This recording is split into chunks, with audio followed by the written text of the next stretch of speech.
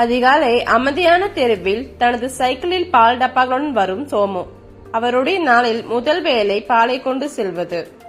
சாரா பிரகாசமான காலை புன்னகையுடன் கதவை திறக்கிறாள்.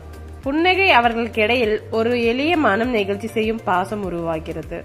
ஒரு மாலை சாரா கதவின் முன் அழுத்தப்பட்டு நிற்கிறாள். அவளது அம்மா தனம் காய்ச்சலால் பலவீனமாக உள்ளன. வீட்டில் பாலும் பணமும் எதுவும் இல்லை. சோமு தனது பையில் பார்க்கிறார். ஒரே ஒரு பால் பாட்டில் மட்டுமே உள்ளது.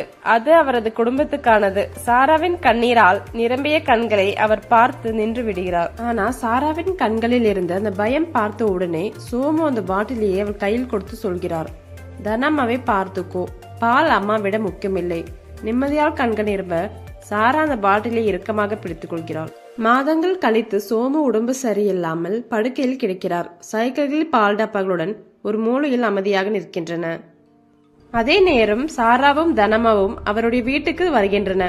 மருந்துகள், சாப்பாடு, தேவையான எல்லாவற்றையும் கொண்டு அவர்கள் மெதுவாக சொல்கிறார்கள், நீங்க உதவின நாள் நாங்க ஒருபோதும் மறக்க மாட்டோம்.